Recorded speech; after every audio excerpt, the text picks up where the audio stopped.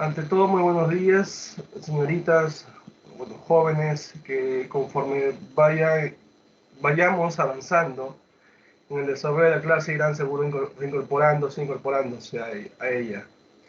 Vamos a iniciar con la unidad número 2, ¿sí? O continuar, mejor dicho, con la número 2. Vamos a ver lo que es Renacimiento, Romanticismo europeo, ¿sí? Vanguardismo también europeo y literatura española, tanto en la etapa de formación como durante lo que se desarrolló en el llamado siglo de oro. Eso vamos a ver el día de hoy. Cuando hablamos de Renacimiento, hay que tener en cuenta el contexto, el concepto de lo que es el Renacimiento justamente. Este Renacimiento inicia en el siglo XVI y va hasta el siglo XVII. Es lo que dura todo este Renacimiento, ¿sí? Y un medio, y en el contexto o una media en el cual se desarrolló este renacimiento era que justamente se buscaba el renacer del hombre. Y aquí encontramos a una persona que se va, digamos, comprometer justamente de que el hombre pueda lograr su desarrollo. Y ese desarrollo no solamente es biológico, sino también es intelectual. Que el hombre conozca, que el hombre tenga a sus manos el conocimiento, y ya no solamente de manera verbal, sino ahora escrita. Y va a inventar justamente la imprenta. Él es John Gutenberg. ¿Sí? Acá hay una imagen pequeña, es cierto, en la cual se ve justamente la imprenta de aquel siglo XVI, ¿no? Que era prácticamente manual su mecanismo y implicaba mucha fuerza del hombre justamente, ¿no? Para poder imprimir los escritos. Y de esa manera se va a difundir el conocimiento ahora. Ya no es verbal nada más, sino ahora va a ser escrito, publicado, mejor dicho, ¿no? A través de libros. Bueno, con el tiempo ya aparecen panfletos, revistas y otros medios de comunicación más. Y bueno, no es lo único que se aprecia en ese contexto. También se aprecia que se va a descubrir un nuevo continente, en este caso América, ¿sí? Y no solo se descubre, sino que luego lo invaden. Por ese motivo, muchos países de Europa, con esa invasión, logran, bueno, obtener recursos, ¿sí? Que con el tiempo ellos van a poder procesarlos y van a obtener un gran beneficio económico. Por ese motivo se convierten en materia, bueno, en materia para ellos, para poder transformarlo, y es una gran fuente de ingreso. Es decir, van a obtener un poder económico que los lleva a obtener también otros poderes, digamos, político, social, ¿no? Cultural, todo eso va de la mano, pero eso gracias a los recursos que justamente van a extraer de nuestro territorio, en este caso el continente americano. Y si no recordemos, pues, ¿qué países son ellos, no? Entre ellos tenemos a Portugal, por ejemplo, Francia y sobre todo España, ¿no? Que logra justamente ese esplendor económico, político, gracias a lo que ellos habían invadido nuestro territorio, los recursos que se habían llevado justamente. Y bueno, ¿quiénes son los que van a financiar también ellos, no? Bueno, la burguesía, es cierto, surge como una nueva clase social que va a financiar justamente ese proceso de invasión también, porque le convenía económicamente, pero a su vez también va a querer desligarse de la iglesia. ¿Y por qué? Porque la iglesia en ese entonces controlaba, bueno, tenía control sobre las cuestiones económicas, ¿sí? Y sobre la vida de las personas, le decían qué hacer justamente con su vida y qué hacer con ese dinero. Entonces la burguesía, cansado de ello, ya dijeron, bueno, ya es hora de que nosotros mismos manejemos nuestro dinero, controlemos nuestros bienes y lo administremos, ¿no? De acuerdo a lo que nos parece. Por ese motivo es que ellos van a comenzar a difundir la idea de que ya no todo está en Dios o en alguien que dice representar a Dios, ¿sí? Sino todo depende del hombre. Entonces, para eso tenía que difundir ya no un arte teocéntrico, sino un arte antropocéntrico, que el hombre es el responsable de todo ello. Acá la imagen, ¿no? Que todo gira en torno al hombre, por ejemplo. Acá está. Y justamente ellos, ¿sí? Van a financiar artistas para que difundan la cultura, van a financiar a científicos para que difundan la ciencia, ¿sí? Son los llamados mecenas. A eso les llaman mecenas, los que financian. Y bueno, en realidad el Renacimiento se enmarca dentro de todo este contexto. Y el concepto, profe, de lo que es Renacimiento Bueno, el renacimiento proviene del francés renaciente, ¿sí? Que significa renacer justamente. ¿Quién va a renacer? El hombre, como dijimos, un inicio. Y es un movimiento de renovación cultural y científica, en letras, en ciencias y artes. ¿Sí? Todo eso vamos a mencionar justamente dentro de lo que es el Renacimiento. Y como dijimos, va del siglo XVI al siglo XVII. Vamos a ver justamente más adelante estas diapositivas, ¿sí? Que aquí este Renacimiento es el inicio del momento más importante para España, ¿no? El llamado siglo de oro. Aquí España logra digamos, su auge, su apogeo, inicia su apogeo con el llamado Renacimiento. Ya con el Barroco empieza, ya como que se dice, a trastocarse y ya luego ya empieza la decadencia española, ¿no? Después del siglo XVII, claro está. Bueno, características más importantes. Tenemos que el arte justamente gira en torno al hombre, por lo tanto predomina la razón, y si predomina la razón quiere decir que es objetivo, objetivo. Hay una crítica a la cultura medieval. Recuerden, ellos se oponen a la cultura medieval. Yo pregunto, ¿cuál es el primer movimiento literario? ¿Cuál es el primer movimiento de la literatura universal? Les pregunto.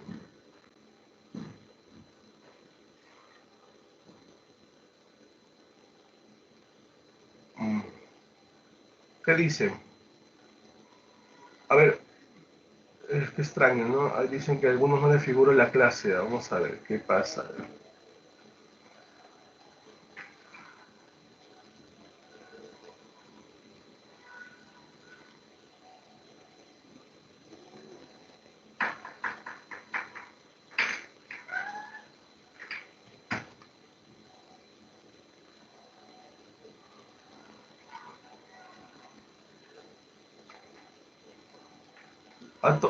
A todos les figura la clase en su... Porque yo he actualizado, a todos les debe llegar a la clase. Dice una señorita que no le llega a la clase. Y escribe en el chat. Entonces eso retrasa un poco. Eh, a ver, vamos a ver. Mía Infantas. A ver si está en el grupo. Por eso se ingresa antes para ver. Yo ingreso media hora antes. Quienes han estado en clase han visto eso. Infantas, infantas, infantas, infantas, infantas.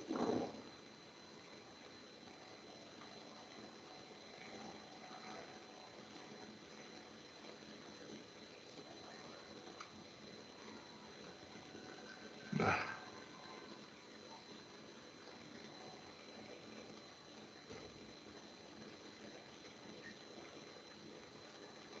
bueno, la verdad no sé cómo hacer el tema de volver a ingresar a la persona o invitarla, ¿será, no?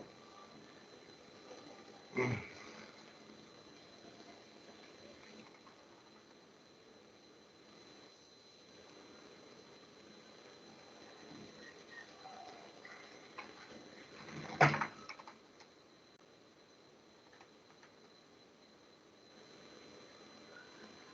no, no tengo una mía infantas. Bueno, no está en el aula, no sé, son los que tengo en el aula. Después le contestaré. Bueno, ya. Bueno, ya ingresó, dice.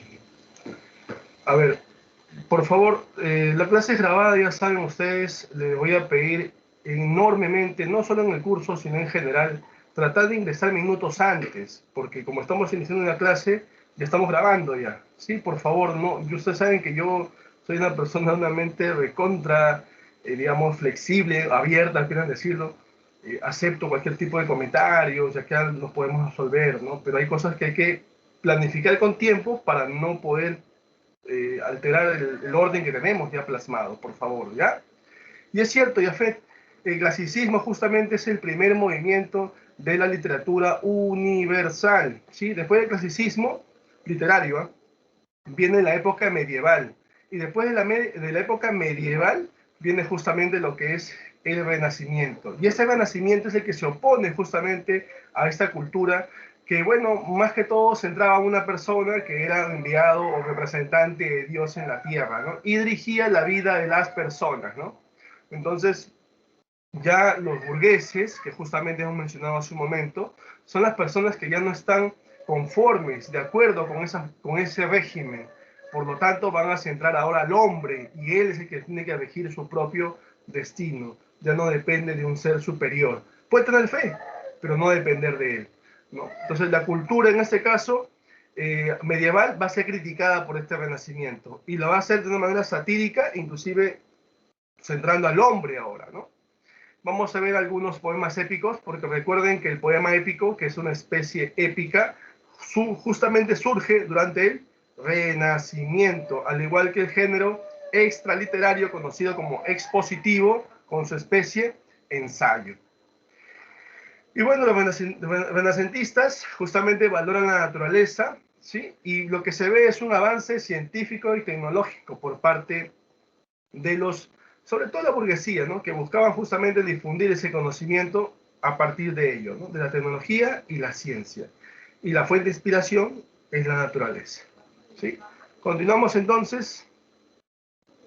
Aquí encontramos algunos representantes de este renacimiento, ¿sí? Encontramos, por ejemplo, a este señor que justamente menciona y dice, si el honor fuera rentable, todo el mundo sería honorable. Quien planteó esa frase fue justamente Tomás Moro, autor de la obra Utopía, donde ya él, desde ese entonces, mira, en el siglo XVI, donde había una monarquía, él quería desaparecer, erradicar la monarquía, y que con el tiempo las personas puedan elegir a su representante, que los pueda gobernar, no que sea por sucesión, por así decirlo, ¿no? Y que no solamente esté en manos de un grupo nada más. Eso es lo que Tomás Moro plantea en esta obra, Utopía, ¿sí?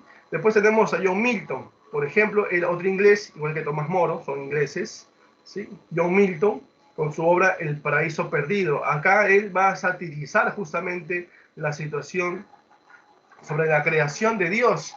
¿Quién es la creación de Dios? El hombre, el varón en este caso y la mujer, ¿no? Y vemos nosotros, por ejemplo, cómo la mujer logra al final persuadir al varón, lo convence para que pueda pecar y ambos son luego, bueno, exiliados del paraíso, ¿no? Por así decirlo. Es una forma de satirizar, inclusive el diablo conversa con Dios y el diablo, como se puede decir, le dice a Dios que él es capaz de corromper a su creación, que es imagen y semejanza de él. Y Dios le dice que no, pero al final vemos que sí, ¿no? La mujer logra convencer al hombre y el hombre, bueno, va a pecar, va a comer del fruto prohibido y al final los dos son exiliados del paraíso. Esa situación se aprecia aquí se aprecia en El paraíso perdido de John Milton, ¿no? Buscando satirizar aquella situación sobre la forma como la iglesia planteó la creación de Adán y Eva, ¿no? Muy bien, luego encontramos otro representante como Francois Rabelais en Francia, con su novela Gargantúa y Pantagruel. En Portugal, Luis de Camões con Os Lusíadas. En Italia encontramos a Torquato Tasso con Jerusalén Libertada. Encontramos a Nicolás Maquiavelo con El Príncipe.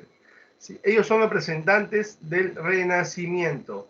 Profe, ya había antes, entre Edad Media y Renacimiento, había un movimiento ahí al medio, entre los dos, que justamente planteaba la oposición a la iglesia, pero ya planteaba una visión en lo que era Renacimiento más adelante.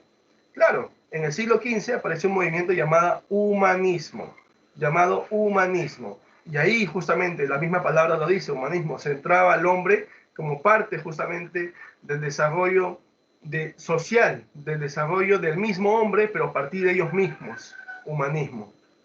Y ahí encontramos algunos humanistas, por ejemplo, a Francesco Petrarca, encontramos a Giovanni Boccaccio, encontramos a Dante Alighieri mismo, ¿sí? Planteando obras en las cuales el hombre era quien regía su destino, ¿no? Bueno, y luego viene el Renacimiento, como acabamos de mencionar, ¿no? Ahora, en Inglaterra, profe, menciona usted aquí a William Shakespeare, ¿sí? Inclusive menciona, ¿no? El amor de los jóvenes no está en el corazón, sino en los ojos.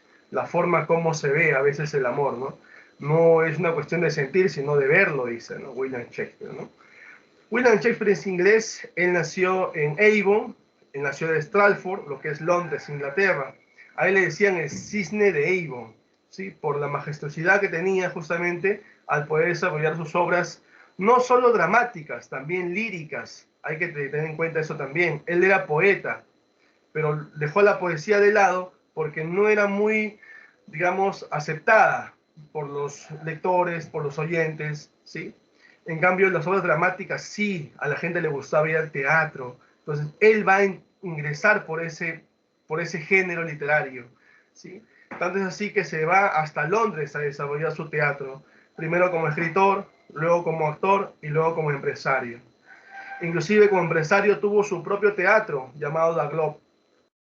Y lo importante de William Shakespeare, hay que recordar que William, en todas sus obras que él plantea, da una visión distinta a lo que mayormente se había visto hasta ese entonces, porque muchos inclusive lo acusaban a William Shakespeare de ser tal vez un copista, un imitador, pero no es el término. Lo que pasa es que él se basaba en otras obras, obras narrativas mayormente, que luego él le da su aporte y lo pasa a otro género, que es el género dramático. Entonces, una obra ya no es pues narrativa, o sea, no es la misma obra si yo la paso al género dramático, ya es otra obra, tiene otro contenido, tiene otra estructura, ¿sí? Es más, se puede representar a través del teatro, totalmente distinto, ¿sí? Y no solo eso, inclusive encontramos los famosos arquetipos. Él, William Shakespeare, le otorga a cada obra un arquetipo, como le decimos acá, una caracterización de sus personajes, una pasión del hombre, un arquetipo. ¿Sí? Y el arquetipo principal que él manejó dentro de todas sus obras, ¿sí? Era el amor. ¿Sí? El amor, aquel amor que nos motiva día a día el seguir adelante, como de manera individual, como también de manera familiar, ¿no? Si yo no me quiero, no me valoro, no voy a tratar de superarme. Ese es amor propio. Por lo tanto, empiezo por esa palabra amor.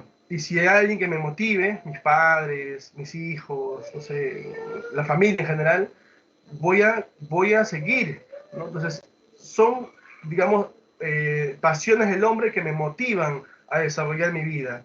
Pero muchas veces se va a un extremo, ¿no?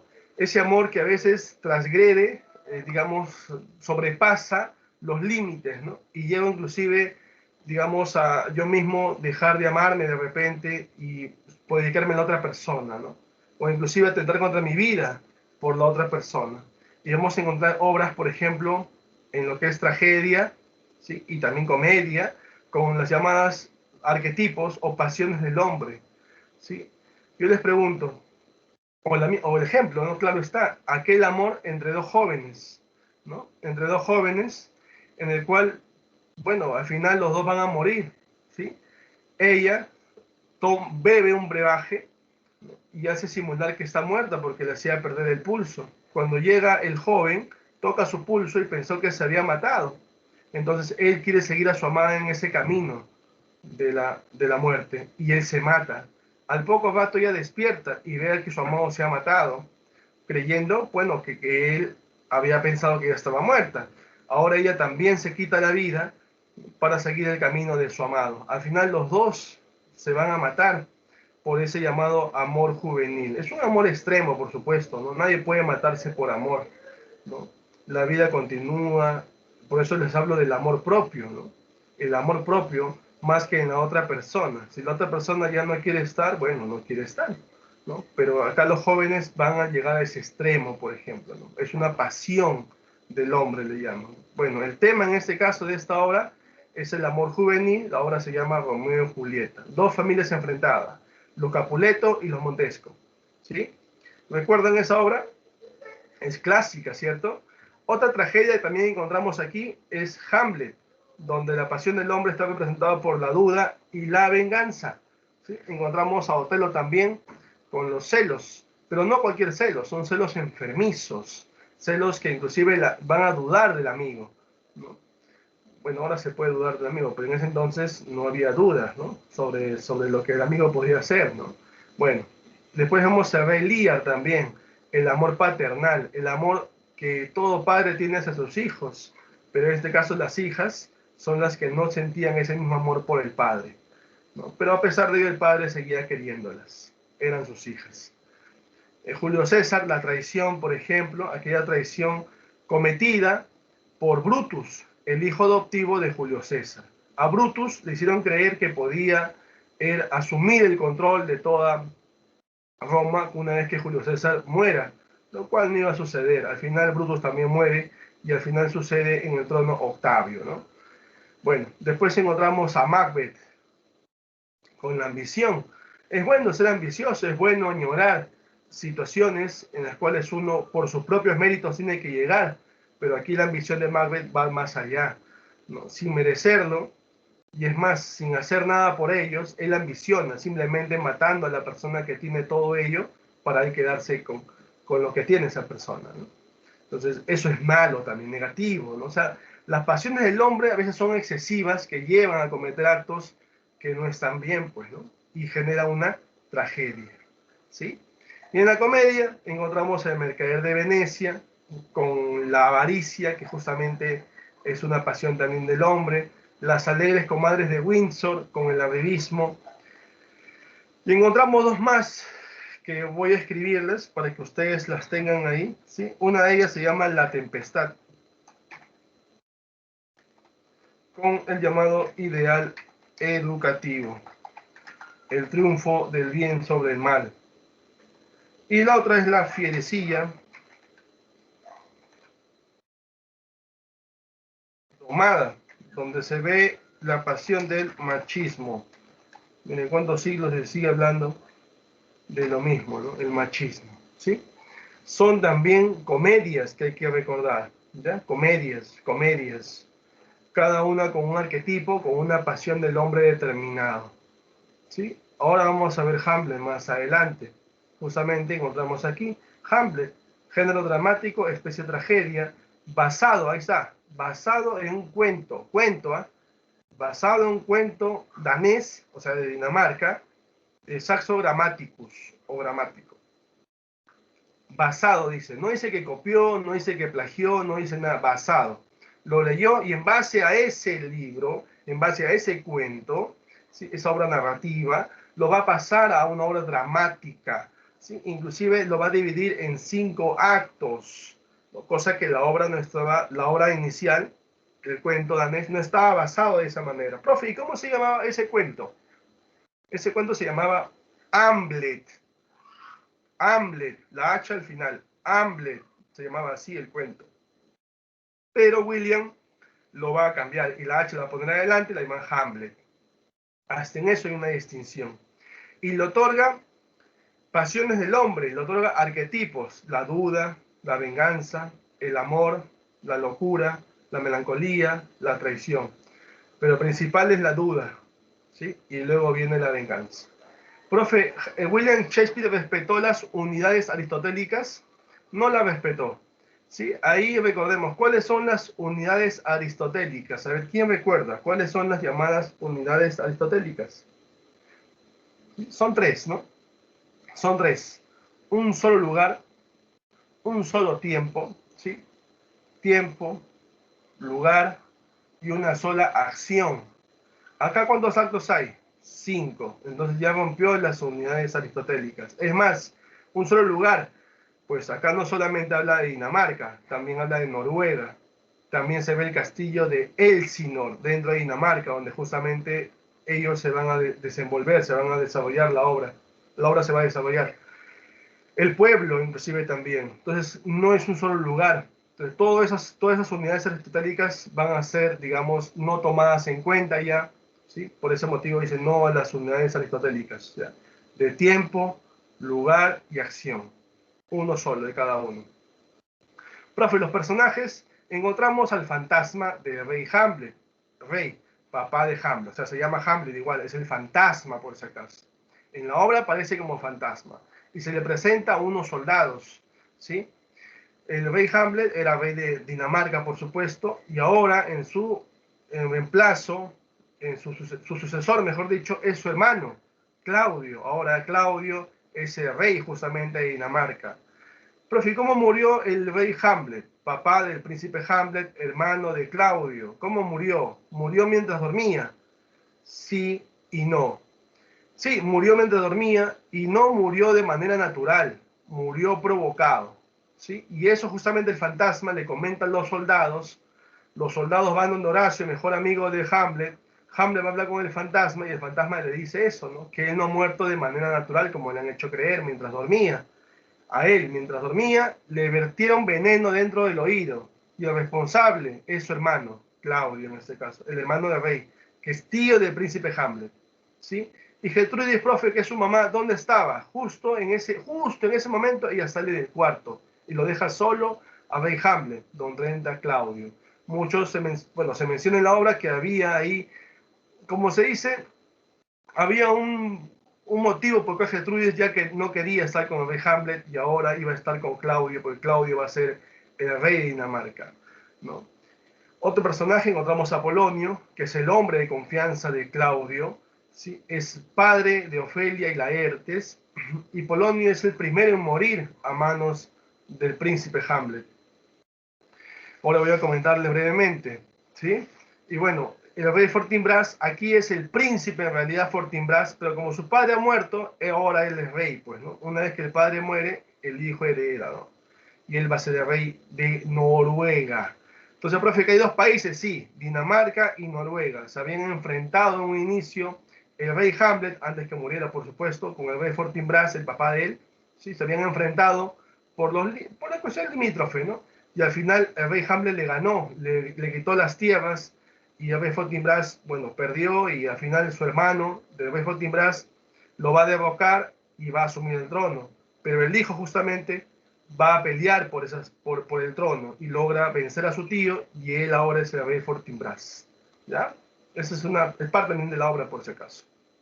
Bueno, así que el fantasma del rey Hamlet le había comentado al príncipe Hamlet que era justamente el fantasma de su padre y que no había muerto de manera natural, sino su hermano Claudio, su tío, en este caso el príncipe Hamlet, lo había envenenado echándole gotas de veneno dentro del oído. Así que el príncipe Hamlet estaba con duda, ¿no? Primero, ¿cómo saber si es su fantasma de su padre? Uno. Dos, ¿cómo corroborar si es que su tío Claudio, hermano de su padre en ese caso, lo había matado, lo había asesinado de esa manera? ¿Cómo corroborar eso, no? Bueno, Claudio lo veía muy sospechoso a Hamlet porque lo veía solo, a veces hablando solo a la pared, ¿no? Entonces Claudio mandó a investigar a Polonio qué pasaba, ¿no? Y Polonio descubrió y le dijo a Claudio de que Hamlet se había enamorado de su hija Ofelia y tal vez estaba enloquecido por amor, por eso hablaba solo y todo ello. Así que Claudio dijo, pero no es eso, mejor, ¿sabes qué? Vamos a deshacernos del cómo, le dice. Voy a enviarlo a Francia, donde está tu hijo Laertes. ¿Sí? Ahí lo voy a enviar y voy a pedirle al rey de Francia que mate a Hamlet, al príncipe Hamlet. Con una carta que le voy a escribir, él tiene que entregarla. Así que van a embarcarlo al príncipe Hamlet hacia Francia, llevando una carta al rey de Francia. Hamlet no va solo, el príncipe Hamlet va con 2 soldados. Claudio quería asegurarse que llegue sano y salvo para que pueda morir allá, que lo puedan matar allá, ¿no? Así que el príncipe Hamlet sale en su embarcación, los 2 soldados van con él, y a mitad de camino el príncipe Hamlet tenía la duda otra vez. ¿Qué decía esa carta para que, digamos de una otra manera, él tenga que llevarlo? ¿Por qué llevarlo él, no? Y bueno, al final el príncipe Hamlet se va a sacar la duda, abriendo la carta, leyéndola, y dentro de lo que decía la carta se mencionaba de que le pedía un favor al rey, matar al príncipe Hamlet. Hamlet se asustó, cerró la carta y le dijo, me quiere matar, pero ¿por qué me quiere matar? Se ha enterado que yo sé algo entonces. Cambió la carta, quitó su nombre y puso matar a Guillermo y a Ricardo, que son los soldados que estaban acompañándolo. Cerró la carta y le dijo, Guillermo y Ricardo, ustedes van a entregar esta carta al rey de Francia. En el próximo puerto de desembarco, regreso a Dinamarca, tengo cosas pendientes que hacer y ustedes llevan la carta. Y así va a ser. Ellos llevan la carta, llegan hasta Francia, el rey las lee y los mata a Guillermo y a Ricardo. Y por otro lado, el príncipe Hamlet regresa a Dinamarca, se encuentra con Claudio. Claudio lo ve, le dice, ¿qué es aquí? Le dice, y el príncipe Hamlet le inventa, ¿no? Le dice, no, lo que pasa es que unos piratas asaltaron el barco y yo menos mal logré regresar y más bien a Guillermo y a Ricardo creo que los mataron. Y Claudio, bueno, le dice, ya estás aquí, tienes que continuar con tus actividades. Sí, sí, sí, le dice. Y el príncipe Hamlet le comenta eso a Horacio. Y le dice, mira, me he encontrado con él, me dijo esto, y encima me ha querido matar, porque en la carta decía matar al príncipe Hamlet. ¿Tú qué opinas, Horacio? Yo creo que quiere deshacerse de ti y más bien hay que corroborar lo que tú tienes todavía en duda, que él sea responsable de la muerte de tu padre. Mira, afuera del castillo de Elsinore, donde ellos se encontraban, hay un pueblo. En ese pueblo hay actores que están representando una obra teatral. Podemos traerlo aquí al castillo y que signifiquen la escena justamente, que representen la escena en la cual el hermano del rey le vierte veneno dentro del oído. Y vemos qué sucede, a ver cuál es su reacción de Claudio a ver esa escena. Hagámoslo, le dice, y lo van a hacer. En primera fila sientan a Claudio, Gertrudis, Polonio, Ofelia, bueno, lo demás, su séquito, y al frente de ellos estaba justamente Hamlet, el príncipe Hamlet con Horacio, viendo la escena en la cual justo representan como el hermano de un rey le echaba gotas de veneno dentro del oído, generando su muerte.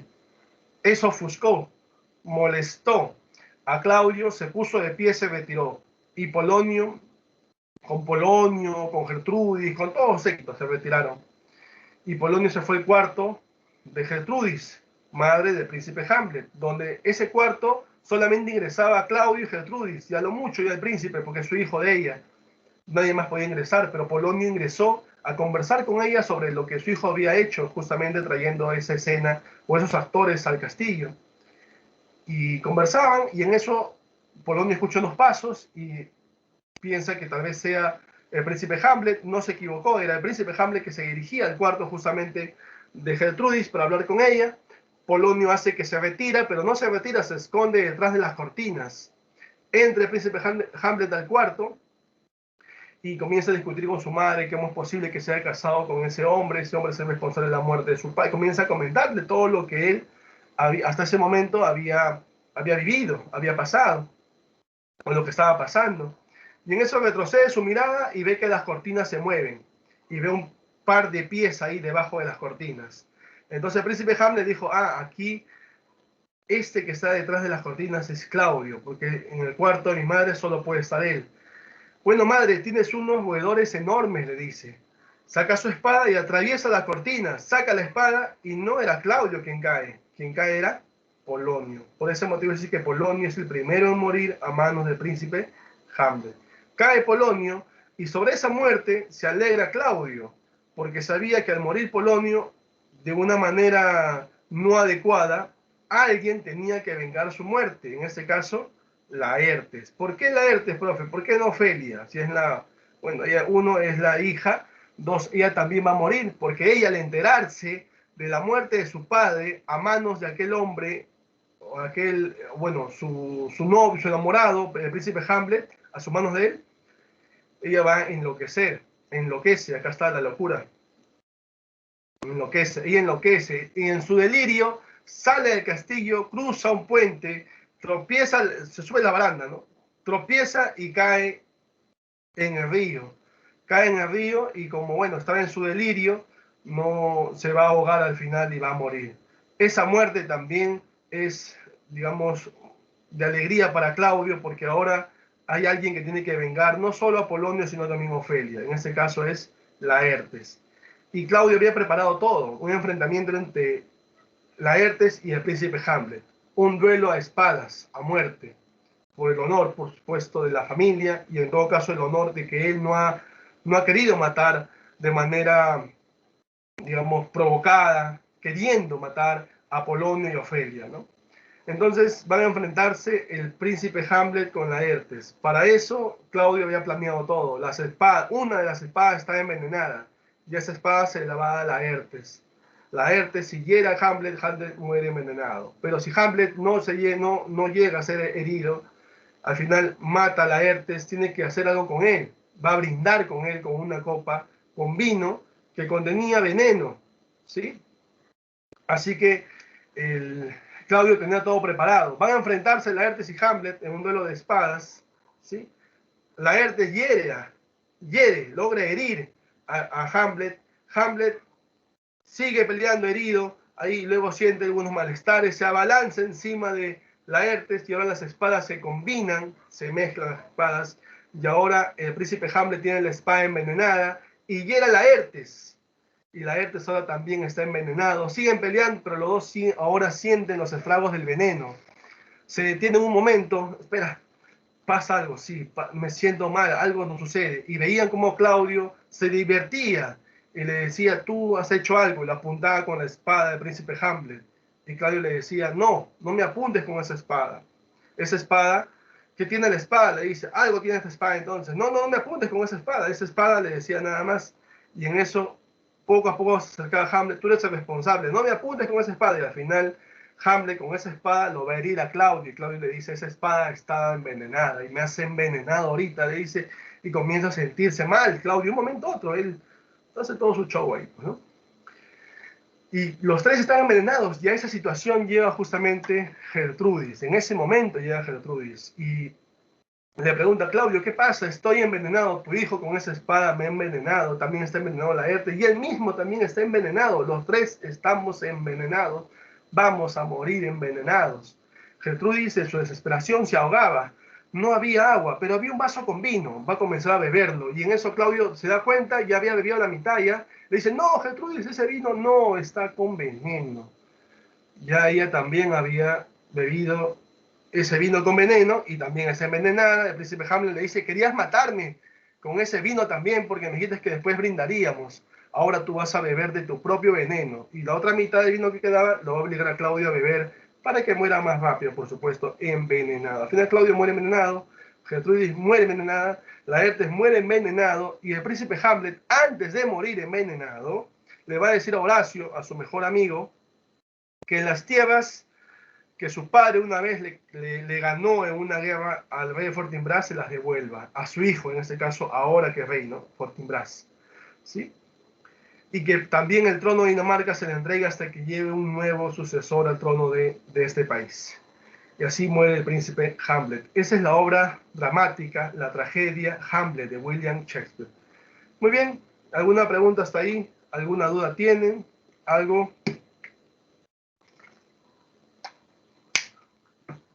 Vamos con el romanticismo, ¿ya? Este romanticismo justamente es un movimiento cultural de espíritu renovador que surge en Alemania en el siglo XVIII, pero no surge en 1701, 1702, no, surge en 1770 aproximadamente, o sea, más de la mitad del siglo XVIII. Y justamente, gracias Américo, gracias.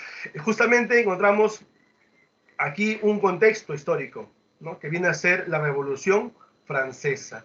Esa revolución que motiva y que impulsa a este romanticismo también tener ese espíritu renovador, con tres pilares importantes que da a conocer a esta Revolución Francesa que se da en 1789, ¿sí? Con los tres pilares de la Revolución Francesa que son igualdad, fraternidad y libertad.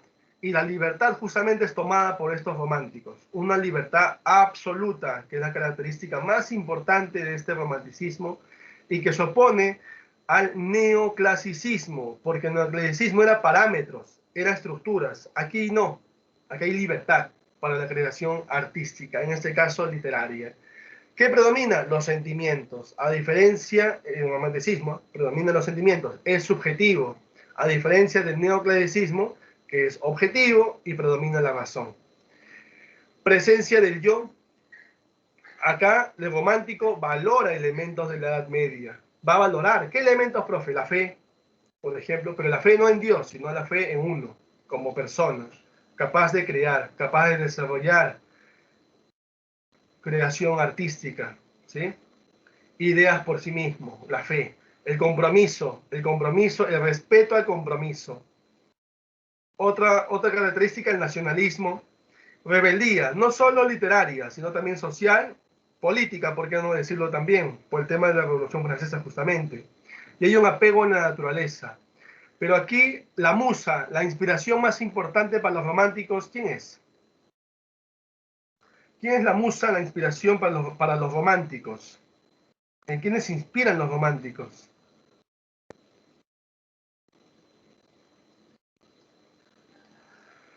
La mujer va a ser el símbolo, en este caso, de inspiración para los románticos, ¿sí? Profe, cuando escuchaba romanticismo, hablaban también de un movimiento que dio pie al romanticismo, el Sturm und Drang. Claro, era un movimiento alemán, justamente, que luego, más que todo filosófico, más que todo, digamos, de ideas, pero crea un movimiento cultural. Ahí surge el romanticismo, ¿sí?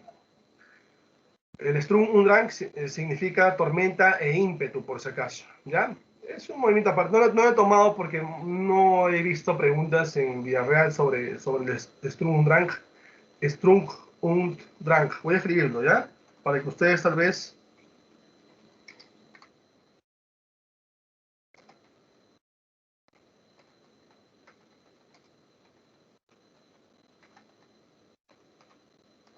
Tormenta e ímpetu, se dice. Bueno, ¿qué más encontramos? Encontramos también justamente los representantes. Hay varios representantes en este romanticismo europeo, ¿sí? Encontramos, por ejemplo, en Inglaterra a Lord Byron. Y han preguntado, inclusive eso sí en admisión, se han preguntado, ¿no? Los románticos europeos. Por ejemplo, en Inglaterra, vamos a colocar aquí a Lord Byron, ¿sí? Encontramos, profe, en Francia al máximo representante del romanticismo, que se llama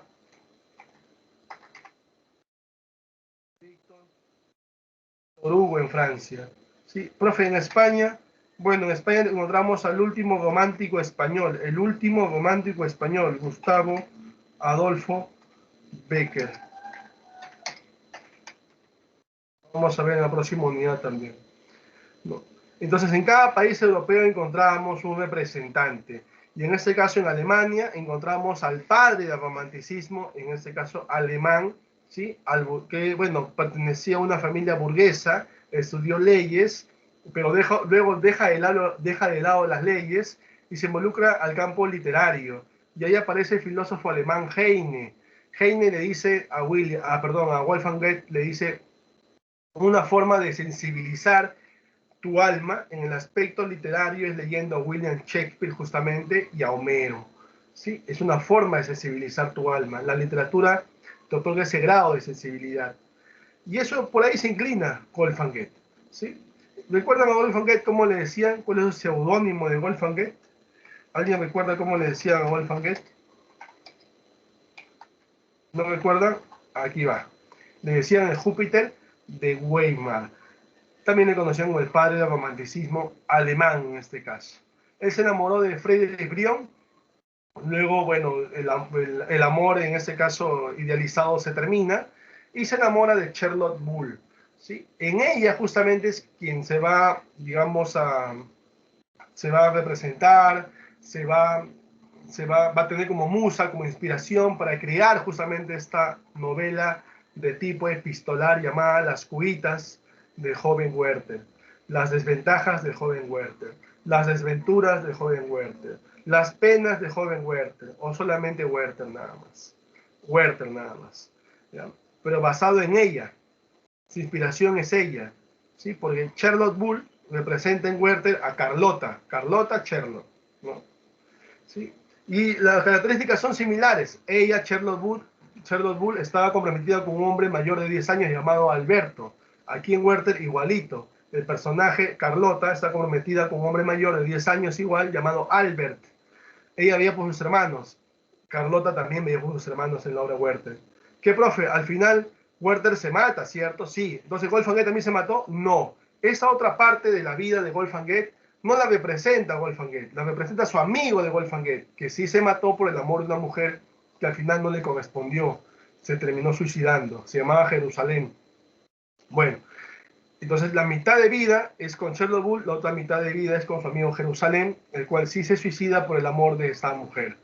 No de Charlotte, de otra mujer, por supuesto. Jerusalén se había enamorado de una mujer que estaba comprometida ya, y bueno, ella le dijo que al final no le podía corresponder y él se terminó suicidando, ¿no? Y ese hecho lo plasmó en las cuitas del joven Werther, o simplemente Werther nada más. Él se va a interesar por la dialéctica, la historia de Weimar, el lugar justamente donde él nació, donde él provenía, por eso le decían el Júpiter de Weimar. Estuvo en Italia, se empapa de todo lo que es la cuestión humana, humanística, ¿sí? Y en Weimar, por supuesto, la cuestión cultural, que es propiamente de Alemania, basado en lo que es el romanticismo, ¿no? Y impulsado, ¿por qué? Por la Revolución Francesa, ¿no? Muy bien, ese es nuestro amigo Wolfgang Goethe. Y miren la frase de todo romántico, ¿no? somos todos tan limitados que creemos siempre tener razón. Y la razón no es todo, dice, también son los sentimientos. Por eso aquí recordemos los románticos. ¿Qué predomina? Los sentimientos. ¿Ya? Bueno, acá está Huerte con Carlota, justamente. Está como que él ya se enteró que ella no quiere nada con él. No, nada de amor con él, ¿no? Todo es amistad. Bueno, las obras de Wolfgang Goethe, justamente en teatro, obras dramáticas, drama, Fausto. Y Fausto, recuerden, está dividido en dos partes. Una en vida, publicada en vida, y la otra publicada póstumamente. La publicada en vida es la que todos conocemos, que es como Fausto, digamos, le vende su alma al diablo, ¿no? Que el diablo en este caso, ¿cómo se llamaba el diablo en la obra Fausto? ¿Recuerda alguien cómo se llamaba el diablo en la obra Fausto?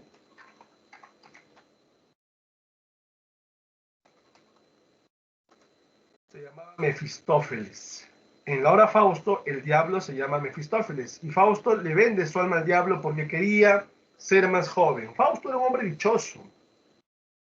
Un hombre que conocía todo lo que, digamos, el hombre ha desarrollado como parte cultural, parte científica, ¿sí?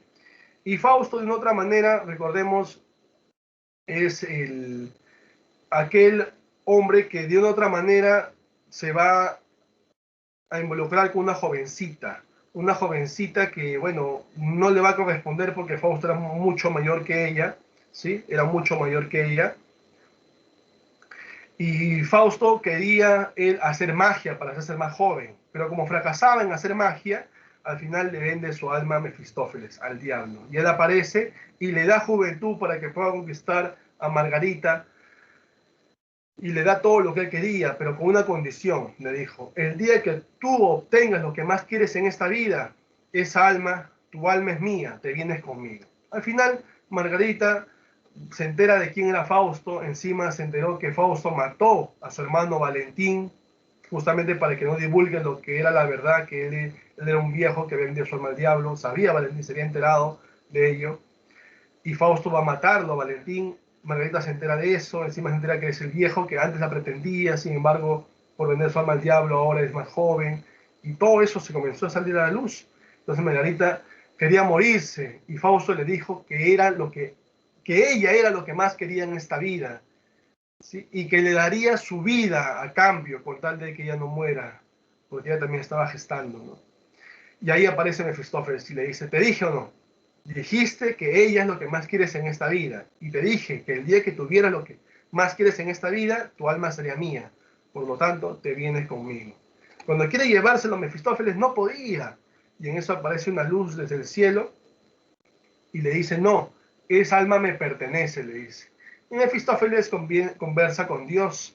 ¿Y por qué te pertenece? Le dice. Porque él ha querido sacrificar su vida. Él le dijo a Margarita, daría mi vida por ti. Bueno, ella murió antes, pero él quiso sacrificarse y el sacrificio te derrime de todo pecado. Así que esa alma me pertenece. Y Dios se lleva el alma de Fausto. Es que esta obra inicia de esa manera, cuando Dios con el diablo conversaban, que hasta el hombre más dichoso le dijo, Mefistófeles, podía corromperse, ¿no? Y lo corrompió al final con el tema del amor, ¿no? Ahora, esa es la obra Fausto, por si acaso, la primera parte, publicada en Vida. La segunda parte ya es cuando Fausto está en el cielo y comienza a dar algunas recomendaciones, asesoramiento a Julio César, que estaba muerto ya en el infierno, pero comienza a hablar con él, ¿no? Cómo había sido su imperio y todo eso, ¿no? Bueno. Y también inclusive se enamora de la mujer mortal más hermosa, ¿no? Que era justamente bueno, es cierto, ¿no? Era griega y al final se va a Troya, ¿no? Hablamos de Helena. Fausto se enamora de Helena y quiere rescatarla inclusive del infierno, ¿no? Es la segunda parte, es más que todo una cuestión social y política que se ve en esa segunda parte de Fausto. Son dos partes, una publicada en vida de Wolfgang Goethe y una publicada póstumamente, ¿ya? La otra obra dramática también es Torquato Tasso, en alusión a aquel representante italiano que mencionamos en el Renacimiento. En poesía encontramos elegías romanas, epigramas venecianos, en novelas encontramos Años de aprendizaje de Wilhelm Meister, Años de vagabundo de Wilhelm Meister, que en este caso Es un hombre que es un alemán justamente de Weimar, donde proviene justamente Wolfgang Goethe, que quiere conocer todo, ¿no? Pero llega un momento en que se cansa de conocer todo y ahora quiere viajar por el mundo de manera itinerante, ¿no? Pues habla de vagabundo, ¿no? Interesantes novelas también de Wolfgang Goethe. Y la obra más importante de entre las 100 mejores novelas, 100 mejores obras, ¿sí? Es Werther, Las cuitas del joven Werther. Aquí el tema es la vida apasionada, encontramos amor, libertad, muerte, angustia, desesperación. Los personajes están Werther, Carlota, Alberto y Guillermo. Bien es cierto, Guillermo es el destinatario de las cartas y solo es mencionado nada más. No aparece como personaje, él solo es mencionado, ¿ya? A través de epístolas, por supuesto, dirigidas justamente de Werther a Guillermo. Él es el destinatario. Werther es el joven apasionado, quien ama a Carlota, se enamora de Carlota. Carlota es amada por Werther, pero ella está comprometida con Alberto. Alberto es el novio comprometido de Carlota, 10 años mayor, viajaba constantemente y bueno, es totalmente a Werther, ¿no? Porque Alberto se dedica más que todo a la cuestión de trabajar, trabajar, trabajar, viajar, trabajar. En cambio, Werther no, como era de una familia acomodada, burguesa, no estaba a trabajar, estaba más que todo dedicado al arte, ¿sí? Al arte. Bueno, ese es Werther, ¿no? Y acá la obra también se centra en algo interesante, ¿no? Porque Werther se había enamorado de una señorita anteriormente que ya quería dejarla de lado, ¿sí? Y ahora sale de Wallen, el pueblo ficticio se llama Wallen, y se va a Weimar, el pueblo que sí existe, Weimar. Ficticio Wallen, veamos real, pueblo real, Weimar. Y regresa y se va a Weimar justamente para poder olvidarse de esa señorita que deja en Wallen. Y ahí en Weimar va a conocer a esta señorita llamada Carlota, pero la conoce en una fiesta de gala. Él había ido con su smoking, todos los hombres con smoking, y con sus parejas, pero él había ido solo. Y al frente estaba una señorita con sus trajes también de ese momento, su corpiño, su corsé, todo su vestido, esos pomposos que tenían, ¿no? Al frente, sola también, y tampoco nadie bailaba con ella. Entonces él se va a animar y va a sacarla a bailar. Van a bailar, bailar, toda la noche van a bailar, hasta que termina inclusive la fiesta. Se conocieron mientras bailaban, conversaban, ¿no? Y bailaban, ¿no? Y en eso, cuando están a punto de irse, Werther le dice a Carlota, te acompaño. Claro, le dice, acompáñame. Y en eso ve una mano que cruza su espalda, ¿no? O su cintura, mejor dicho, de Carlota, y le dice, amor, vamos ya. Y Carlota dice, verdad, dice, sí, vamos. Y Werther voltea y le dice, amor, ¿quién es él? Le dice, ¿no? Ah, él es Alberto, me olvidé mencionarte, me estamos bailando, bueno, él es Alberto, mi prometido, le dice, ¿no? Y Alberto le dice, y tú eres, yo soy Werther, le dice, quien bailó toda la noche con ella pensando que estaba sola, le dice. Bueno, lo que pasa es que a mí me gusta escuchar la música, no me gusta bailarla. Y verdad que me alegra que hayas bailado toda la noche. Yo te veía con ella bailando y decía, qué buena amistad que están entablando, para qué interrumpir, que sigan bailando porque los dos disfrutaban de la música como yo disfruto de escucharla. Y ahora que somos amigos los tres, bueno, Werther, te invito a casa, le dice, porque yo muchas veces viajo y la verdad que está sola Carlota y me gustaría que no sea solamente esta noche que has bailado con ella, sino haya otros días, mañanas, tardes o noches que puedas frecuentarla para hacerle compañía. Claro, sí puedes, le dice. Y Werther le va a tomar la palabra. Cuando Alberto se iba de viaje, Werther iba a la casa a desayunar o a almorzar o a cenar y compartían momentos juntos. A él le gustaba dibujar, le gustaba recitar, declamar, y eso a Carlota también le gustaba. Werther poco a poco se iba enamorando de Carlota. Carlota también sentía algo por Werther, pero no podía demostrarlo porque había un compromiso con Alberto. Uno de esos días Werther va a tratar de declararle su amor a Carlota y le dice que la quiere mucho. Y ella también le dice, yo también te quiero, pero como amigos, le dice Carlota a Werther. Werther le decía, bueno, yo te veo más que amigo, bueno, yo te veo como amigo, le dice, porque estoy comprometida con Alberto. Es más, hemos pensado que debe ser nuestro padrino de bodas. Hasta en eso hemos pensado, le dice, ¿no? Walter no podía creer lo que estaba escuchando y se va a alejar de ella. Se aleja, regresa a Wallen, donde antes se había retirado justamente por mirar a la otra señorita. Bueno, regresa a Wallen. Y en Wallen la va a recordar a Carlota mañanas, tardes y noches, que son los días que pasaba al lado de ella.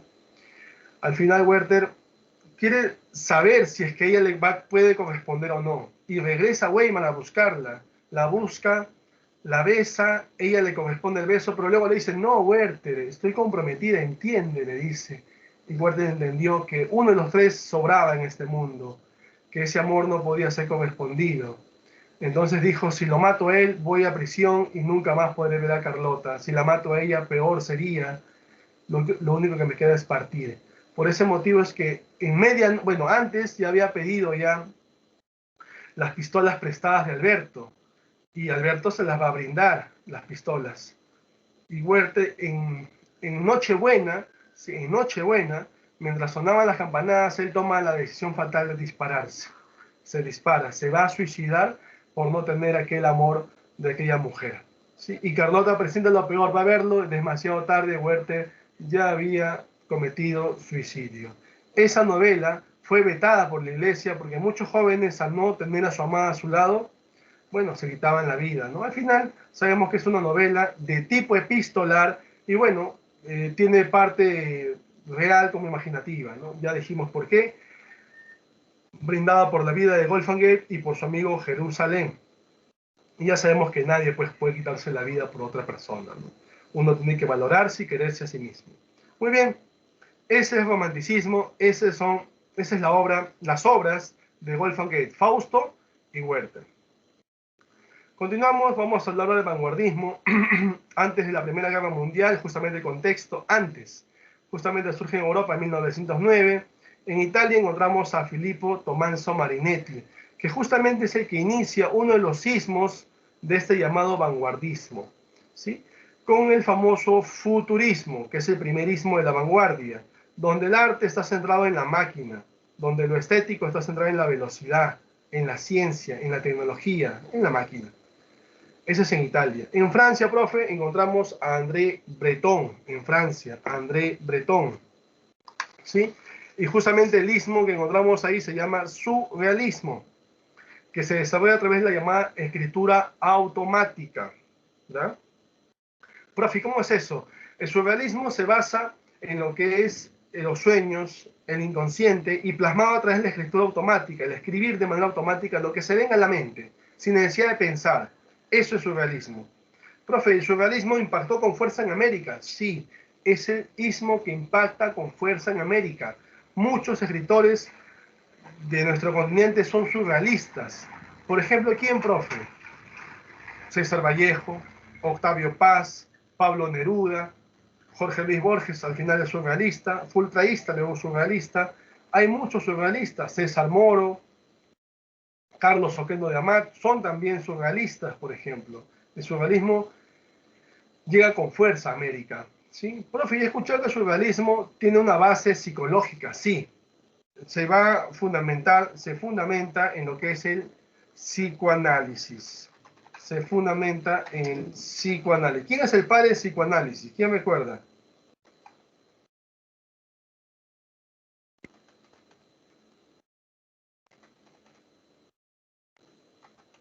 ¿Quién es el padre del psicoanálisis, donde se fundamenta justamente el surrealismo? El surrealismo recibe, digamos, los aportes del psicoanálisis. ¿Recuerdan quién es? Sigmund Freud, ¿sí? Ellos justamente son los que van a influenciar en este surrealismo, ¿ya? Luego tenemos otro ismo, el llamado existencialismo, con Jean-Paul Sartre, donde justamente se centra en la llamada filosofía de la angustia. Él es uno de los pocos literatos que rechazó el premio Nobel, ¿sí? Él fue nominado premio Nobel en 1964, 64. Y él dijo, no me nominen, no me lo entreguen porque no lo voy a recibir. Se lo entregaron y no lo recibió. ¿Y por qué, profe, no recibió el premio Nobel? Porque él decía que el hombre no hace cultura, no desarrolla cultura para ganar premios, obtener premios. Es su responsabilidad social del hombre hacerlo, dice. Y no por eso van a premiarme. Interesante postura, ¿no? La Jean-Paul Sartre. También lo mismo es Jorge Luis Borges, también igualito. Bueno, él es autor de la obra, la novela La náusea, donde justamente habla de la vida sin sentido. Y es que el existencialismo se centra en darle un sentido a tu vida. Y el día que no tenga tu vida sentido, ese día tu existencia ya no es necesaria. Por ese motivo tenemos que encontrarle un motivo a nuestra vida. Y todas la tenemos. Todas la tenemos. Todos debemos tenerla. ¿Ya? También aquí otro de este ismo del vanguardismo llamado existencialismo encontramos a Albert Camus, quien también es premio Nobel, 1957. Su novela más importante, La Peste. ¿Ya? La Peste.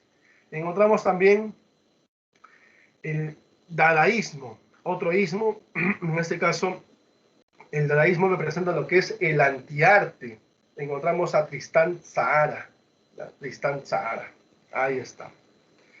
Profe, ¿hay otros ismos más? Sí, hay otros ismos más. Uno es el expresionismo de Franz Kafka, que ahora vamos a verlo en la otra diapositiva. Otro ismo más, profe, por ahí. ¿Han escuchado del cubismo? El cubismo es cierto, es de Guillermo Apollinaire, pero quien lo va a desarrollar con más énfasis es en España, con Picasso, ¿sí? El otro ismo se llama ultraísmo, el ultraísmo de Gerardo Diego, que también se da en España, donde se desarrolla lo que es las figuras literarias. Y en el cubismo, profe, ¿dónde está el arte? El arte está en las figuras geométricas. O sea, en cada ismo hay una forma distinta de ver el arte, sí. Como dijimos, el futurismo, la máquina, surrealismo, la escritura automática, el existencialismo, en darle vida, en darle sentido a la vida, el dadaísmo, en lo grotesco, digamos, en lo ruidoso, en lo feo, ¿sí? Y el cubismo en las figuras geométricas, el ultraísmo en las figuras literarias. Encontramos el impresionismo también de Thomas Mann, el tema conceptual más que todo, ¿sí? Encontramos el negrismo también en Nicolás Guillén, por ejemplo. Profe, ¿hay un ismo que es propio de América? Sí, hay un ismo que es propio de América. El llamado creacionismo de Vicente Huidobro. Ahí está, el chileno, ¿no? Muy bien, son los sismos que se desarrollaron, hay más por si acaso, son los principales que estamos dando a conocer. Las características más importantes encontramos, bueno, el surgimiento de los sismos, ¿sí? Intento de destruir todo arte o expresión artística tradicional, es decir, se opone a todo lo tradicional, ¿sí? Incorpora nuevas formas de vida o creación artística, es decir, hay nuevas formas de apreciar el arte. Ahí encontramos cada uno una forma de encontrar el arte. Para los creacionistas está en la creación del poeta, el poeta capaz de crear mundos, situaciones, realidades, por ejemplo. Es como un pequeño dios, menciona el creacionismo, ¿no? Entonces cada uno tiene una visión distinta de ver el arte, ¿ya? Después encontramos que es cierto, profe, porque usted dijo que el vanguardismo se da antes de la Primera Guerra Mundial. Claro, antes, siglo XX, 1909, se da el vanguardismo. Y de ahí se prolonga todo, inclusive la época de la Primera, Segunda Guerra Mundial, inclusive hasta la actualidad, el vanguardismo sigue vigente. El vanguardismo más similar va a mostrar no solamente antes de la Primera Guerra Mundial, sino después de las guerras, ¿ya? Por eso se dice que refleja una crisis social, ¿sí? Posguerra, sobre todo lo que se da en Europa, ¿no? ¿Ya? Y les planteo lo siguiente, ¿eh? Eso apunten, tengan en cuenta, cualquier movimiento literario, cualquier generación, grupo, ¿sí? Que surja a partir del siglo XX hacia adelante, tiene influencia de qué movimiento? Vanguardista. Profe, ¿cómo influye? Justamente con estas características que acabo de mencionar, ¿sí? Van a rechazar todo lo tradicional, ¿sí? Hay nuevas formas de ver el arte, creación artística, nuevas formas de vida, de creación artística. En la narrativa vamos a encontrar que hay una visión universal e histórica del hombre, el hombre es más compromiso del hombre dentro de las obras mismas, y cómo se desarrolla socialmente el hombre, plasmarnos lo que el hombre ha desarrollado en un entorno social, justamente lo que se ve ahí. Los temas son históricos, psicológicos, sociales, ahí está otra vez, cotidiano, lo de su día a día. Es una perspectiva amplia de todos ellos y todo gira en torno al hombre, recuerden, ¿sí? Sobre todo los problemas en el cual el hombre se involucra y que él genera muchas veces, ¿no? Las novelas son psicológicas, autobiográficas, existenciales. Y presentan, miren esto, las técnicas innovadoras, El monólogo interior. ¿Quién fue el creador del monólogo interior? ¿Alguien recuerda quién fue el creador del monólogo interior? ¿Alguien sabe quién fue el creador del monólogo interior? ¿Y en qué obra fue? ¿Alguien recuerda?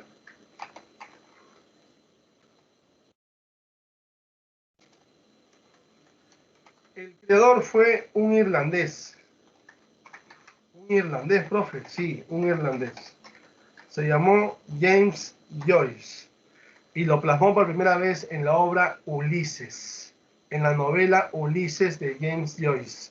Ahí plantea a Molly Bloom, justamente quien hace este monólogo, esta exposición de lo que estaba viviendo al lado de Leopoldo Bloom, su esposo. Y por qué motivo le fue infiel ella a él, inclusive da a conocer ahí, ¿no? Es un monólogo muy interesante, ¿no? Y por eso la imagen aquí aparece, ¿no? De un hombre hablándole al autor. Es el personaje que habla, en este caso, al autor.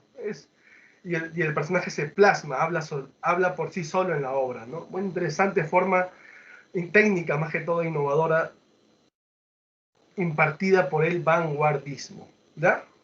Y también se encuentra el narrador parcial, hay un narrador omnisciente, un narrador omnipresente, y esto es interesante, ¿no? El plano temporal simultáneo. Profe, ¿qué es el plano temporal simultáneo? El conocido por ustedes como flashback. Es decir, del presente se va al pasado a encontrar la solución del problema de lo que está en el presente y regresa otra vez ahí. Y juegan el tiempo. A eso le llaman flashback. ¿Ya? Son técnicas innovadoras, parte de este vanguardismo. Profe, también he escuchado la multiplicidad de puntos de vista. Sí, multiplicidad de puntos de vista también, pero aquí no estamos mencionando, lo vamos a ver más adelante cuando hablemos de la generación del 60 o narrativa hispanoamericana, también forma parte de ello, ¿no? Sí, la multiplicidad de puntos de vista. En la lírica, profe, hay dos poesías, pura y social, le llaman. La poesía pura vinculada al aspecto sentimental y la social más que todo de protesta, de reclamo, ¿no? Esa es la parte, digamos, lírica, por así decirlo. También tiene sus características, pero vamos a verlo también más adelante, ¿ya?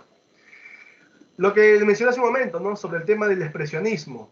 Es otro ismo, el vanguardismo, y lo desarrolló Franz Kafka. Frank Kafka. Recordemos que Franz Kafka, él va a desarrollar este expresionismo en el cual su arte está vinculado a una profunda sensibilidad, y lo que busca es una reconstrucción justamente de esa realidad sin cualidades reales. Profe, ¿cómo construyo la realidad sin cuestiones reales? Eso es absurdo. Claro, por eso también a Franz Kafka le decían el teórico de lo absurdo, ¿no? Porque yo te decía, esto es algo real, ya, te lo mostraba todo, pero en realidad no lo era. Yo te lo hacía creer, ¿no? Y es algo que él planteó eso en su obra. Su obra emblemática es una novela corta, emblemática, donde justamente él se despierta, el personaje se despierta un insecto gigante, ¿no? Entonces la gente creía que podía despertarse un insecto gigante, que le pasó a este personaje justamente, y le hizo creer eso. Por eso la gente ya no quería tener preocupaciones, quería vivir tranquilos, ¿no? Porque aquel que tiene preocupaciones tal vez se altera y pierde su condición, entre comillas, ¿eh? Su condición humana, y se convierte en un insecto, ¿sí? ¿Recuerdan qué insecto era? ¿En qué insecto se convirtió este personaje? ¿Recuerdan? A ver, le dejo esa pregunta ahí, ¿ya? Respóndanla, por favor, en el chat. Mientras tanto, sigo avanzando. Franz Kafka, recordemos, o bueno, dice Franz Kafka, ¿no? Franz Kafka, él nació en Praga, Checoslovaquia, pero dice Alemania, profe, ¿por qué? Porque él se va a Alemania y se nutre de todo, de toda la cultura de este país. Inclusive sus manuscritos están en alemán, porque él tiene descendencia judía, por si acaso, ¿sí? Ahí en Praga, Checoslovaquia, pero se va a Alemania para estudiar, culminar sus estudios, trabajar, y ahí se involucra con toda esta cultura alemana, ¿sí? Lamentablemente, bueno, él, es cierto, ¿no? Llega a ser, estudió leyes, llega a ser abogado, para un bufete de abogados, inclusive, pero se va a enfermar de tuberculosis, enfermedad que golpeaba con fuerza a Europa en aquel entonces, ¿ya? Y va a frecuentar sanatorios buscando apalear esa enfermedad, ¿no? Menguar esa enfermedad, pero igual no tenía cura. Entonces, a él le preguntan una vez, ¿qué es lo que ¿qué es el momento que más disfruta hasta ese entonces, no? Y él dice, disfruto estando enfermo. ¿Por qué? Porque tengo tiempo para hacer lo que más me gusta, escribir. Ya le gustaba escribir. Pero una vez que me recupero, tengo que regresar a trabajar y ya no tengo tiempo para hacer lo que más quiero. Por eso muchas de sus obras, como El Castillo, como El Proceso, están inconclusas. No las terminaba de escribir, ¿no? Bueno, ahí conoció en ese transcurrir de asistencias a sanatorios y su trabajo como abogado, conoce a Max Brod, que se vuelve su amigo, ¿sí? Su amigo, y le dice a Max Brod, por favor, quiero que seas mi albacea. ¿Y quién es un albacea? Es aquel que cumple el último deseo en vida de, bueno, de quien está pidiéndoselo, ¿no? ¿Y cuál fue su último deseo de Franz Kafka? Que quemara todos sus manuscritos, que nadie leyera sus manuscritos. Y Max Brod va a incumplir.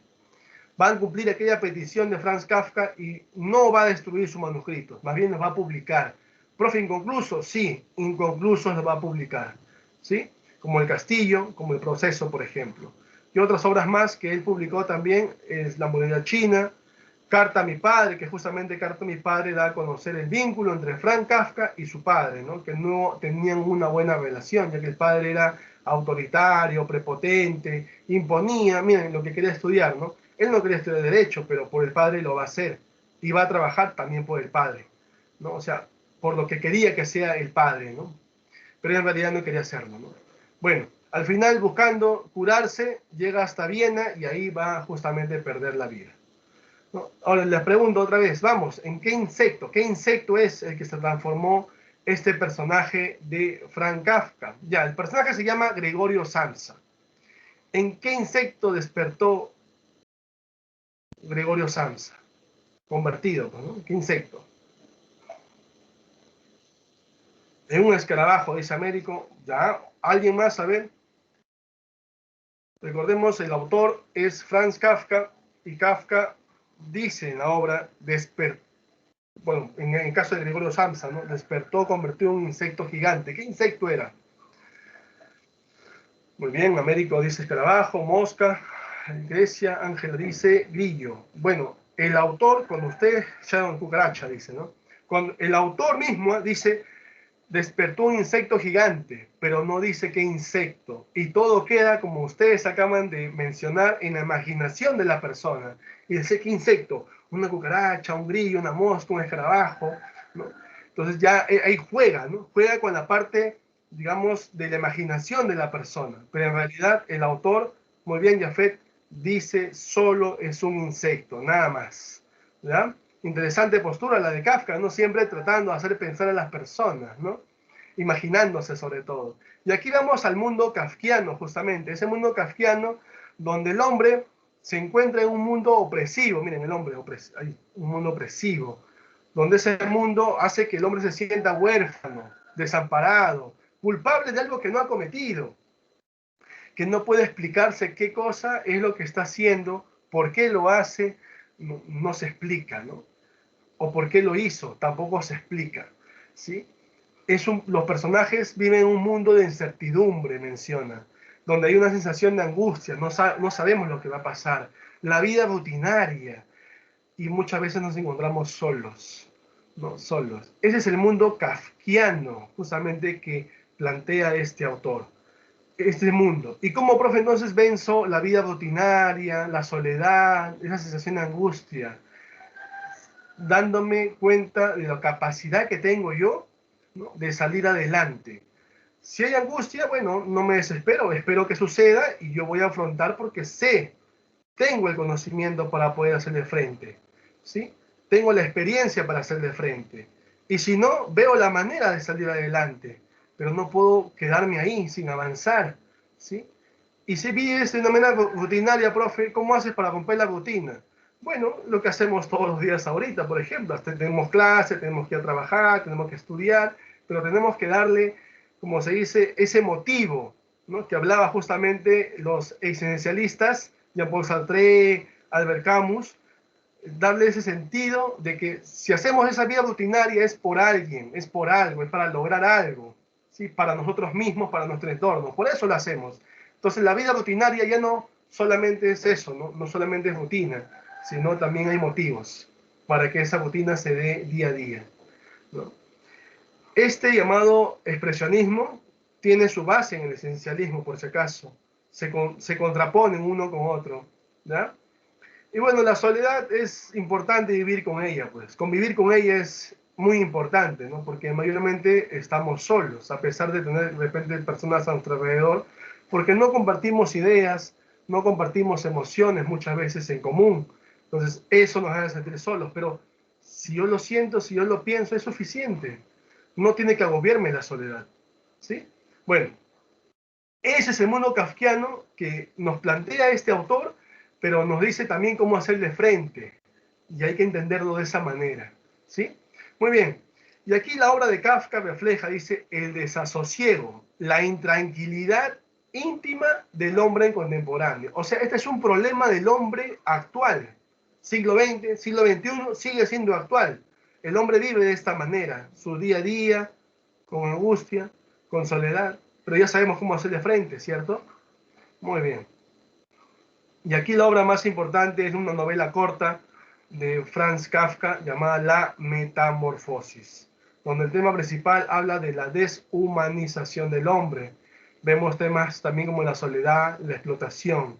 Los personajes, Gregorio Samsa, Greta, sus padres, el empleado principal que es el jefe, que simboliza la explotación, las criadas que son tres, ¿ya? Y acá está Greta justamente tocando el violín que justamente su hermano, Gregorio Samsa, le había pagado sus clases para que ella pueda hacerlo, ¿sí? Y acá está Gregorio Samsa, ¿no? Convertido ya, transformado en un insecto gigante. La forma ya uno lo coloca, uno le da la forma, pero el autor en la obra no lo menciona, como dice Jafet, solo dice es un insecto. Muy bien, cuando hablamos nosotros de esta obra, hay que recordar el tema principal, ¿no? Deshumanización del hombre. ¿Quién se deshumaniza en esta obra? Las leo. Los leo. ¿Quién se deshumaniza en esta obra?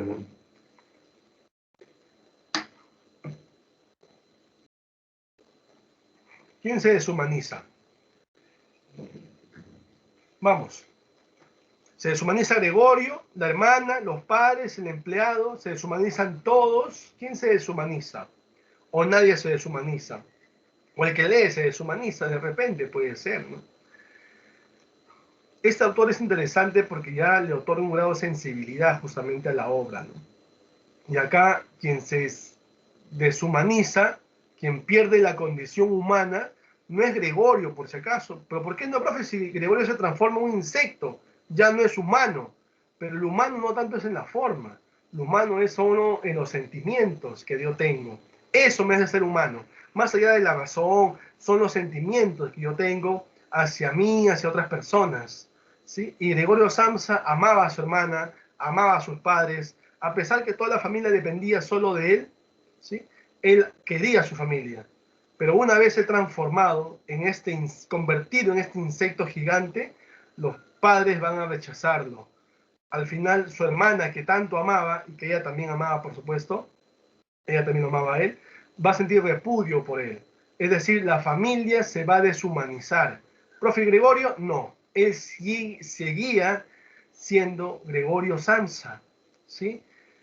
¿Por qué, profe, seguía siendo Gregorio Samsa? ¿Por qué dice eso? Porque cuando, por ejemplo, comenzaron a quitar todos los muebles del cuarto de Gregorio, había un cuadro nada más que iban a quitarlo y él se fue corriendo con sus patitas, se colgó ahí encima del cuadro para que no lo quitaran, porque le gustaba contemplar ese cuadro. O sea, todavía seguía siendo Gregorio, todavía seguía apreciando el arte. Es más, su hermana Greta, cuando tocaba el violín, a él le gustaba escucharla, se esperaba por ir a verla, ¿sí? Entonces, él seguía siendo Gregorio, pero lamentablemente la familia se deshumaniza y al final él va a dejarse morir. Se deja morir porque ya no quería comer ya. Es más, el padre le había lanzado una manzana que se incrustó en su coraza, la parte de atrás, que se estaba pudriendo ya, y al final eso le generó una infección, mas no se alimentaba y eso generó que muriera. Las criadas, la última de todas, es la que se deshumaniza más porque le dice, señor Sansa, al papá, he encontrado un insecto grande, gigante, muerto ya, ¿qué hago? ¿Qué hace con los insectos? Le dice el papá. el señor Samsa. Bueno, los voto, le dice la criada, ¿no? Entonces bótalo y lo bota a la basura. Entonces miren ese grado de deshumanización de la familia, incluyendo la criada inclusive, ¿no? Bueno, esa es la obra, la novela corta llamada La Metamorfosis.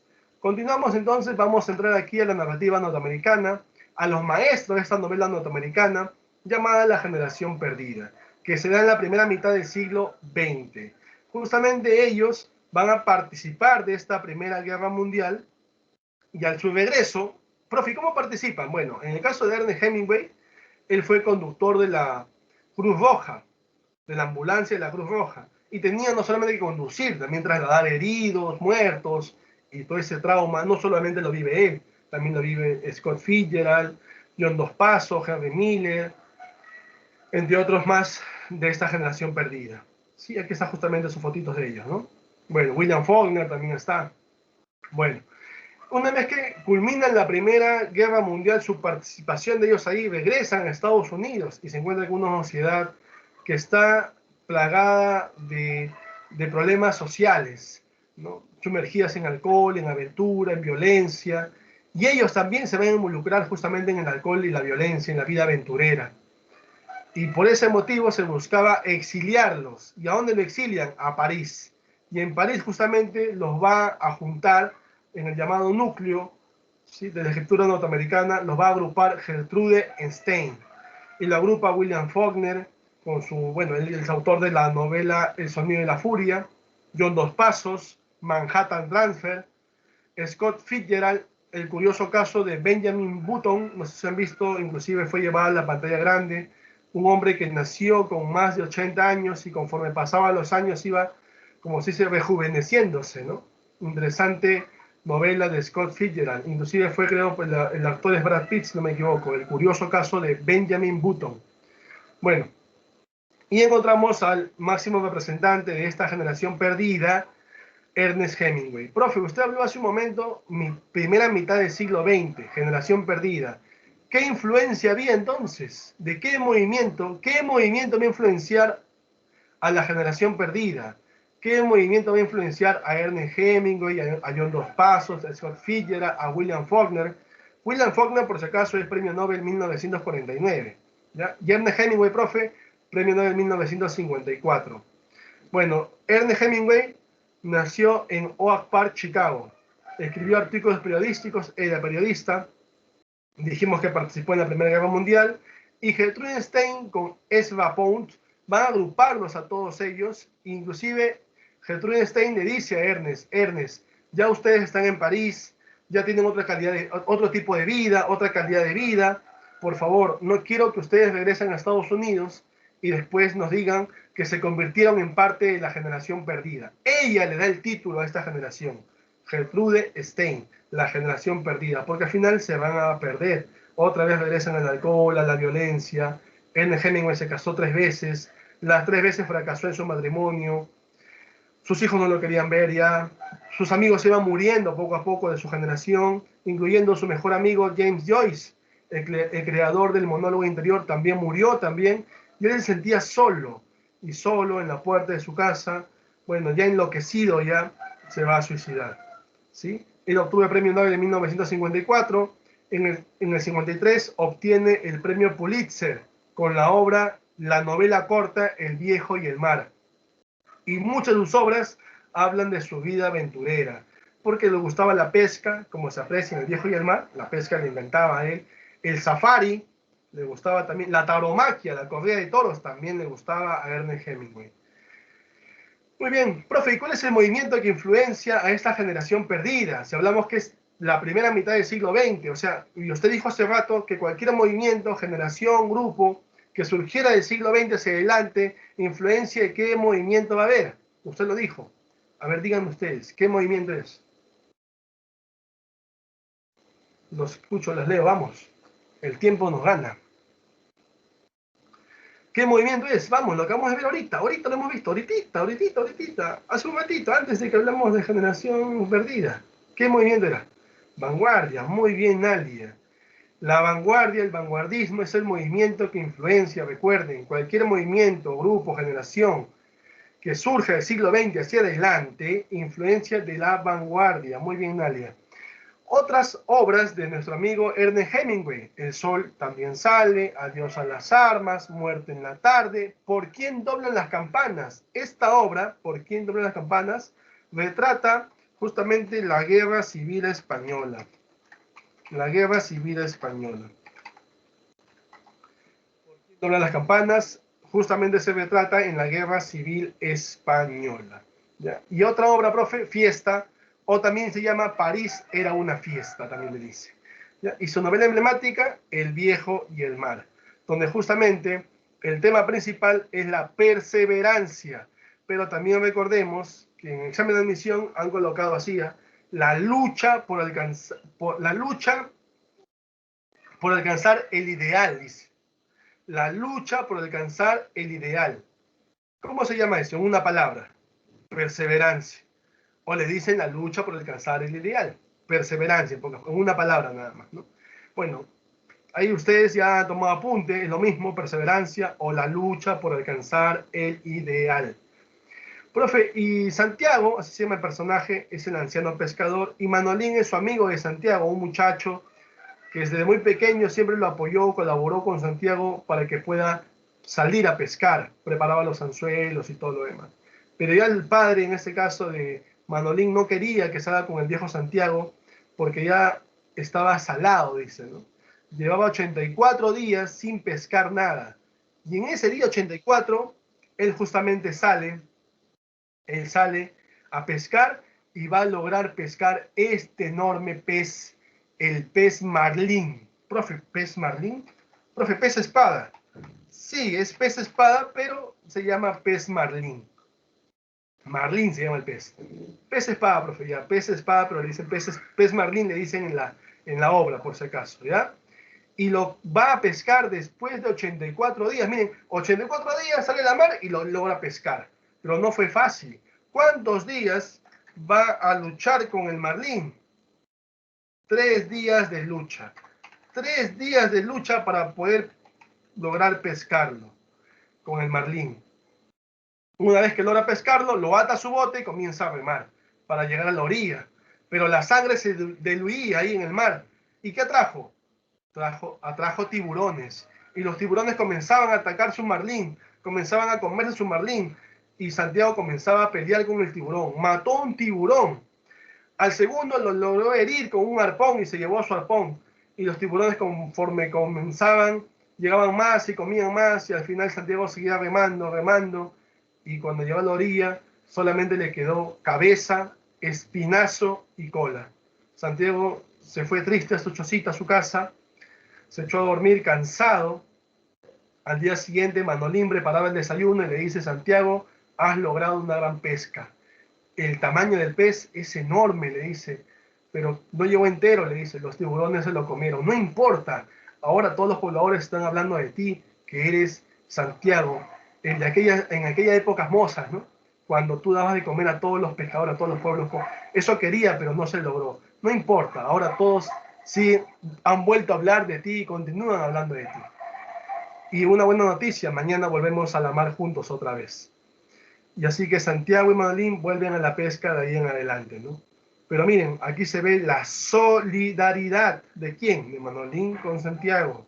Se ve pobreza, también hay soledad, porque Santiago estuvo mucho tiempo solo, no solamente antes de pescar a Marlín, también cuando pescó el marlín y recordaba, ahí se ve el flashback también, en sus épocas mozas, ¿no? Interesante es esta novela, El viejo y el mar, novela corta de nuestro amigo Ernest Hemingway. Muy bien, ¿alguna pregunta hasta ahí? Pasamos a lo que es literatura española y hablamos de la etapa de formación. Justamente esta etapa de formación va del siglo XI al siglo XV. En el siglo XI encontramos la primera manifestación lírica española, que son los jarchas mozárabes. En el siglo XII encontramos al conjunto de juglares, el mestre de juglería. Ellos son anónimos, ¿recuerdan? Profe, se da en España, ¿cierto? Claro, estamos hablando de literatura española, porque en otros países estos poetas errantes tenían otro nombre. Sí. Por ejemplo, ¿cómo se llamaban en Francia? Trovadores. En Alemania, los escopas. En los Países Bajos, los escaldas, eso era porque ellos desarrollan cantar de gesta, ¿recuerdan? Que es una especie épica. Sí, profe, porque usted también nos dijo que en Grecia también habían poetas errantes y se llamaban rapsodas o aeros, o aedas también le dicen. Sí, pero eso era en epopeya. Ahora estamos en cantar de gesta. Bueno, regresando a España, encontramos justamente el mestre de juglería, que son anónimos, los juglares, y se van a encargar de dar a conocer cantares de gesta, como por ejemplo el cantar de Roncesvalles, o el poema de Bernardo del Carpio, Los siete infantes de Lara, o en este caso el famoso y mejor cantar, el cantar del mío Cid. Seguimos, después vemos el cantar del mío Cid. En el siglo XIII y XIV encontramos el mestre de clerecía, que trata asuntos religiosos, los clérigos, ¿no? En el siglo XIII encontramos justamente, del siglo XIII, solo del siglo XIII, el mejor poeta lírico. ¿Quién era? Gonzalo de Berceo, creador de la Cuaderna Vía, el padre de la poesía castellana. Su obra más importante, Milagro de Nuestra Señora. En el siglo XIII también encontramos al mejor prosista, al rey Alfonso X, conocido como el Sabio. Su obra más importante, Historia General de España. En el Pre-Renacimiento, siglo XV ya, ¿sí? Humanismo, inclusive podemos mencionar, preclásico, dice aquí, el mejor poeta lírico del siglo XV, Jorge Manrique, con la elegía Coplas a la muerte de mi padre. Fernando de Rojas, con esa novela, teatro o tragicomedia, como algunos también le dicen, La Celestina. Esta obra, llamada La Celestina, fue fuente de inspiración para un español y un peruano. El español se llamaba Leandro, mayúscula siempre, Leandro Fernández de Moratín. ¿Lo recordaron?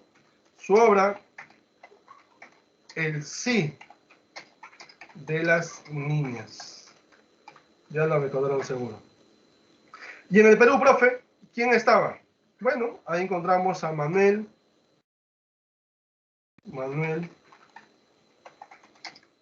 Tencio Segura, con su obra Ñacatita. Ambas obras son comedias y justamente se representan o son basadas en esta obra La Celestina de Fernando de Rojas. Muy bien, encontramos ahora al mestre de juglería. Y aquí quiero detenerme siempre haciendo estas acotaciones, ¿no? Porque el mestre de juglería dijimos que son poetas populares y dan a conocer y cantar de gesta. Pero muchas veces hablan de poemas épicos. Y no hay que hablar sin propiedad. Un cantar de gesta no puede ser un poema épico, porque son distintas épocas, son distintas especies, pero muchas veces confunden las personas.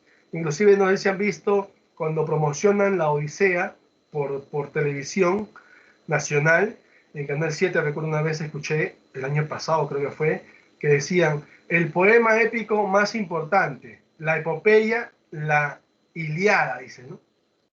O la Odisea, dice. Entonces, ¿cómo puede decir poema épico? La epopeya. No está bien expresado, ¿sí? Por ese motivo aquí hago ese hincapié, ¿ya? No puedo decir poema épico, cantar de gesta. Es otra especie épica, ¿ya? Lo pongo con esa intención de hacerles ver de que no es lo mismo. Son especies épicas distintas. Y los juglares desarrollaron cantares de gesta. Época medieval. El poema épico es en el Renacimiento. Lo hemos visto ya al inicio cuando hablamos de poemas épicos. ¿Sí? Muy bien. Pero igual, el cantar de gesta expresa sentimiento heroico y nacionalista. El poema épico no. El poema épico da a conocer una hazaña religiosa o militar. Hasta en eso es distinto, ¿ya? Hay que aclarar eso. Y aquí el cantar del mío Cid, que justamente es anónimo hasta el siglo XII, en el siglo XIII se hace conocido por un juglar de Medinaceli, y más aún con la publicación, la primera publicación de don Tomás Antonio Sánchez. Inclusive en esta publicación, don Tomás Antonio Sánchez menciona que el autor es anónimo, y en todo caso, si hay que darle autoría a alguien, hace el juglar de Medinaceli, que es anónimo al final. ¿Sí? Y que este señor Per Abad es un copista, es un supuesto autor, pero es copista.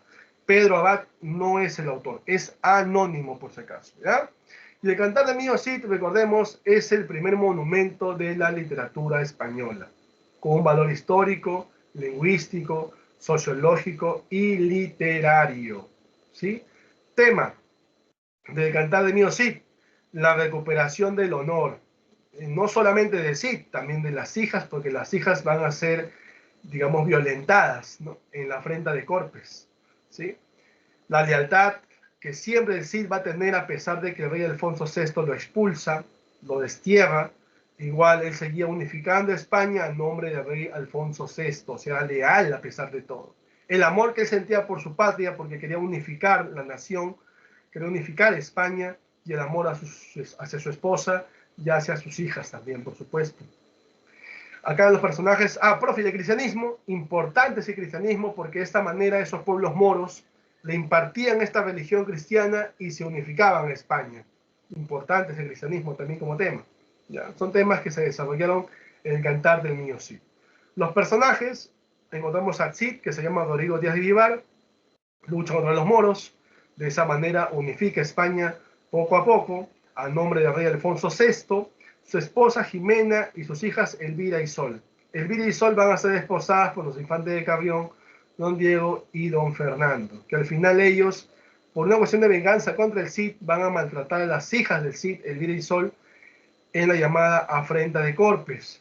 Luego él quiere vengarse y se va a vengar, por supuesto, y con sus hombres de confianza, Martín Antoniles, Álvaro Fáñez, ¿sí?, derrotando a don Diego y a Fernando. Al final digamos, el matrimonio se disuelve, ¿sí?, y al final van a hacer otra vez, van a contraer nupcias otra vez con los infantes de Navarra y Aragón, que aparecen aquí y contribuyen justamente a ese proceso de unificación que el Cid va a encabezar. Ahora, la estructura interna del Cantar del Niño Cid corresponde a 3 cantares. El primer cantar, el destierro del Cid. El segundo cantar, las bodas de las hijas del Cid. El tercer cantar y último, la afrenta de Corpes. Esta división y el estudio la hizo Ramón Menéndez Pidal, ¿sí? Esa es la estructura de los 3 famosos cantares que comprende el Cantar del Niño Cid. Muy bien, siglo de oro. Justamente va del siglo XVI al siglo XVII y comprende 2 movimientos, el Renacimiento y el Barroco, por si acaso, ¿ya? Recordemos que aquí España logra su esplendor económico, cultural, político, y de otra manera responsable es Carlos V. Profe, ¿y cómo España logra ese esplendor? Es que nos invadió, pues, nuestros territorios y se llevaron todas nuestras riquezas. Y ahí donde España, como otros países de Europa, logran ese apogeo económico, ese auge económico. Y de lo económico te lleva a lo político, a lo cultural, a lo social y todo lo demás, ¿no? Por eso dice España logra una grandeza política y militar, pero a costa de la invasión, por supuesto. Ahora, recuerden, si ustedes le preguntan qué movimiento se desarrolla durante el siglo de oro español, Renacimiento y Barroco. Esa es una pregunta clásica. Y en el siglo de oro vamos a ver algunos géneros, incluyendo también escuelas, por si acaso, ¿ya? Vamos a ver géneros, escuelas. En este caso, durante el primer Renacimiento, así le llaman, primer Renacimiento, el género lírico se va a desarrollar a través de la escuela italiana. Encontramos a Juan Boscán y a Garcilaso de la Vega, por ejemplo.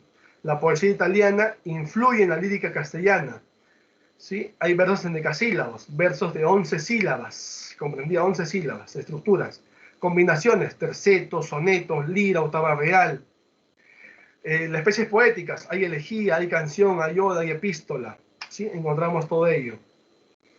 Justamente Garcilaso de la Vega, recordemos que hay 2 en la escuela italiana, Juan Boscán y Garcilaso, son 2 representantes, pero el más destacado es Garcilaso de la Vega. Nació en Toledo, educación humanista, se relacionó con Virgilio, Horacio y Petrarca, y la influencia de Petrarca a esta lírica castellana es grandiosa, por eso es la poesía italiana influye en la lírica castellana. Por eso a Garcilaso de la Vega le dicen el Petrarca español, por la influencia de Petrarca en él. La poesía de Garcilaso es inspiración del amor no correspondido por Isabel Freire. ella no le correspondió y él lo va a plasmar a través de una epístola, a través de églogas, porque él no da a conocer solo su tristeza, su dolor, no. Él no lo da a conocer solo, lo plasma a través de personajes pastoriles. En este caso, en las obras encontramos la égloga 1, Salicio y Nemoroso. Son pastores que dan a conocer el desamor por parte de Galatea y de Lisa, que ya estaba muerta, pero hay 3 églogas. ¿Ya? Esa es la primera égloga más conocida de todas. Tenemos una epístola a Boscán, que es su compañero de escuela. 2 elegías, 2 sonetos. ¿Ya? También. Ahí está Garcilaso de la Vega, ¿no? La vida es corta, viviendo todo falta, muriendo todo sobra. Características: hay métrica italiana, armonía, medida y equilibrio para lograr esa perfección artística en lo que es forma y fondo, inspirado en el amor y en la naturaleza, empleo de figuras literarias y los temas, como les dije, de desdicha amorosa, ¿no? Acá, lo que vivió Garcilaso lo plasma aquí, Salicio en Galatea y Nemoroso con Elisa. Son pastores, a través de pastores. O si habla de la vida en el campo, también égloga también. ¿Ya?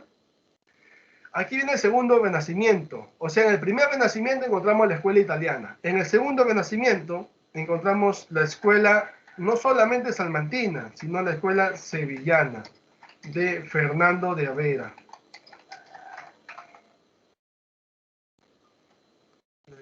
Escuela, ¿ya? La escuela sevillana. Y la otra escuela, profe, es la salmantina, justamente. ¿Ya? La escuela sevillana y esta escuela salmantina. La escuela salmantina, justamente, se desarrolla en Salamanca. Su representante es Fray Luis de León. Y la premisa que ellos van a desarrollar es piensa, razona y filosofa. Y para Fray Luis de León, una forma de desarrollar literatura es a través de una vida apacible, una vida tranquila, y le puso a su Oda a la vida retirada, donde se ve el tema del Beatus Ile, la vida apacible, la vida tranquila. Y su prosa más importante se llama La Perfecta Casada. Acá una frase, ¿no? El amor verdadero no espera a ser invitado, antes él se invita y se ofrece primero. Ah, interesante, ¿no? Frase de Fray Luis de León. Muy bien. Entonces, profe, ¿cuántas escuelas hay en el Renacimiento? Que forma parte del Siglo de Oro. Italiana, sevillana y salmantina. Garcilaso con Boscán en italiana, en la sevillana Fernando de Herrera y en la salmantina Fray Luis de León. 3 escuelas hasta ahí, nos faltan 2 porque son 5. Y esas 2 se van a desarrollar durante el Barroco, ya una España agotada, desmoralizada, porque ya las colonias ya querían independizarse ya. Sí, estaban luchando por su emancipación, ¿no? Y aquí en el Barroco encontramos otra escuela, la escuela conceptista de nuestro amigo Francisco de Quevedo, poeta y novelista. Y la otra escuela, la escuela culterana, de Luis de Góngora y Argote. Estas 2 escuelas, la conceptista y la culterana, se desarrollaron durante el Barroco. ¿Ya? Y Luis de Góngora y Argote justamente desarrolló su poesía como un poeta popular y luego como un poeta culto. Como poeta popular se hizo conocer como el ángel de la luz y como poeta culto el ángel de las tinieblas. Desarrolló sus obras a través de sonetos en la primera parte, de letrillas, canciones, romaneas, como poeta popular, como el ángel de la luz, y como poeta culto, periodo oscuro, el ángel de las tinieblas se hacía conocer, desarrolló obras líricas, son líricas, ¿ah? Como las fábulas de Polifemo y Galatea, lírico, elegía, Soledades. Profe, Soledades me suena porque también en otra generación del 98 también hay esa obra, sí. Aquí vamos a colocar las Soledades para hacer esa diferencia. Las Soledades de Góngora. ¿Ya? Y cuando habla de Soledades a solas es de Antonio Machado. Acá se ve El amor doliente. ¿Ya? Muy bien. Ese es en el lírico, ¿eh? Hasta ahí lírico, todo lírico, las escuelas que hemos mencionado. Ahora vamos a ver en el teatro a Lope de Vega, el conocido como el monstruo de la naturaleza, el fénix de los ingenios. Su obra más importante tenemos El perro del hortelano, tenemos El mejor alcalde del rey, y aquí está la emblemática obra Fuente Ovejuna, que género dramático, especie drama, dividido en 3 actos. No respeta las unidades aristotélicas, ya dijimos por qué con William Shakespeare, ¿recuerdan? Porque más de un acto, más de una sola acción, hay 3 en este caso, no respeta las unidades aristotélicas. Tema, el honor y la justicia social. Otros temas, amor y tiranía también se ve dentro de lo que hace Lope de Vega en su teatro. Profe, ¿y cómo es el teatro de Lope de Vega? El teatro de Lope de Vega es un teatro popular y nacionalista.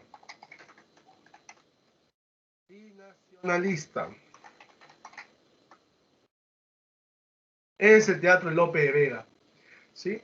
Profe, entonces, en esta obra él plantea una cuestión nacionalista de España, claro, inclusive aquí se ve el plano de la historia, una guerra civil en el siglo XV por el trono de Castilla, entre Juana la Beltraneja e Isabel la Católica.